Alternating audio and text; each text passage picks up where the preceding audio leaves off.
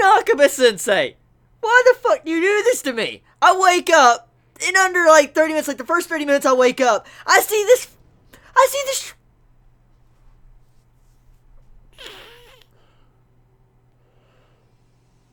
I thought I was gonna casually just watch Bon kick some fucking ass, and the majority of those chapters were Bon kicking fucking ass. And then I get to the final pages, and I see that. What a way to start a morning! I'm at that point right now to where I'm so sad I'm mad. Like, Nakaba-sensei just threw Bon under the bus. Like, he is under the fucking bus and getting ran over, and then they're backing up and running him over again. That's exactly what Nakaba-sensei just did to Bon in this chapter. Holy shit. If you did not know, Bon is one of my favorite characters, and seeing this is so... oh my god, man.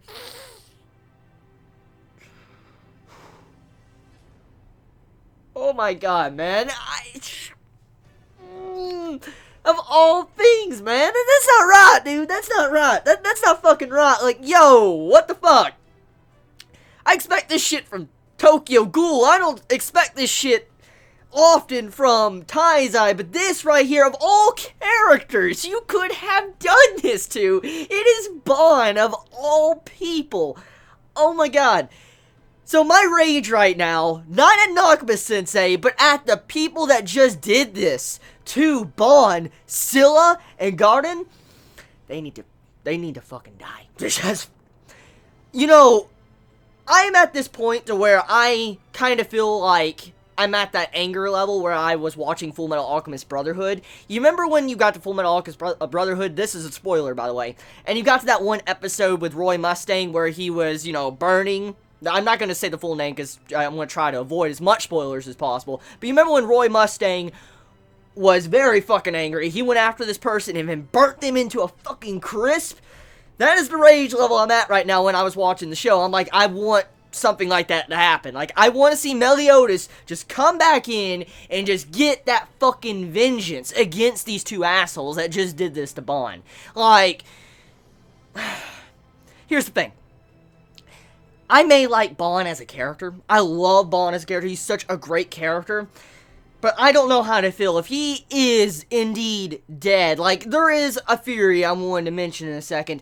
But if he is indeed dead, I want him to stay dead. I want him to fucking stay dead. If he is truly dead, and Nakaba-sensei wants Bon to be dead, let it be, and let it happen. I'm sad as fuck. But then I want this to be used as character progression for our other characters. That is the big thing I want. If Bon is truly dead, I want this to be a very iconic part about the series that drives Meliodas to get stronger, everybody else to get stronger, along with changing themselves and being able to fight for what they believe in. Just many things like that. I want this, if this is truly the end of Bon. That's what I want.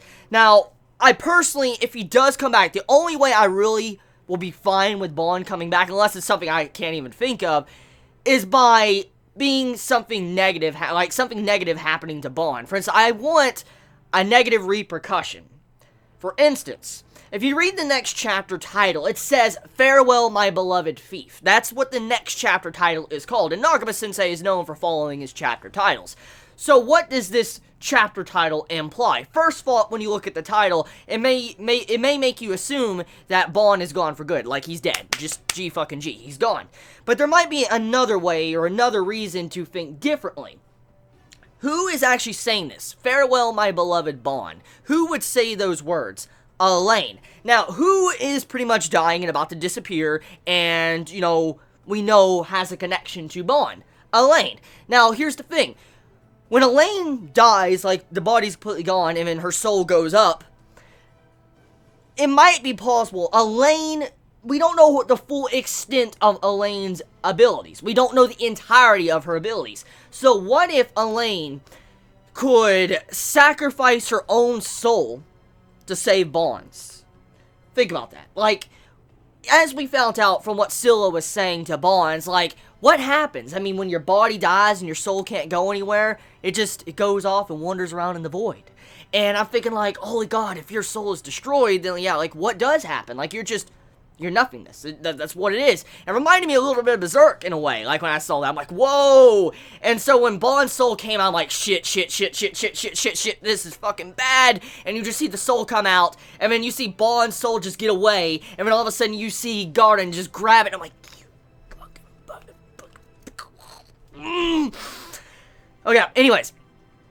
What if Elaine could sacrifice her soul, like trade places with her soul and Bond's, and Bond can come back, but Elaine is gone for good. For instance, Elaine is dead. Like, she is fucking dead. Like, she is not coming back. She can't even come back in spirit form because she has traded places with Bond. What if that does happen? Just imagine if that happens. That would be so great for character development for Bond if this is the route Nakaba-sensei is taking it. Now, I could be wrong, and there could be another method, but this is what popped in my mind when I was reading that title. Like, the only way that Bond could possibly survive, and I think would be a logical reason, since we don't know the full extent to Elaine's abilities, she might be able to sacrifice her soul, cast herself into the void, for instance, the ultimate sacrifice, and the reason why she says, farewell, my beloved Bond, is because this is her final farewell. She will never be able to see Bond, even if she goes to the afterlife, or if Bond goes to the afterlife, I'm sorry. If Bond goes to the afterlife, he will not be able to see Elaine. So that is the point I'm getting at. So this would mean this is the finale of Elaine and Bond's relationship. If that happens, that sets up for Jericho and Bond, but not just that, it will set up beautiful character development for Bond if he goes down that path. Still, back into the chapter though. The fight of Bond when he just gets all those abilities, like all the power, physical strength, and you just see him buff up, and he starts beating the fucking shit out of Gun, and he just fucking, yeah! Oh my God, man, he just, fucking, yes! And then, like, Nunchuck is like, boom, right in the fucking face. And then that one dialogue line, he's like, you know, I'm surprised our captain didn't fuck up your obnoxious, symmetrical faces as much as I'm doing right now. I'm like, yeah. And then all of a sudden, I don't know who I'm more mad at. I don't know if I'm mad at Garden, if I'm mad at Scylla. I think I'm more mad at Scylla for what she did. She, I guess, played with Bond's feelings, emotions, put him in a fucking dark orb, and then pushed his soul out of his body, and then the entire chain of events happened.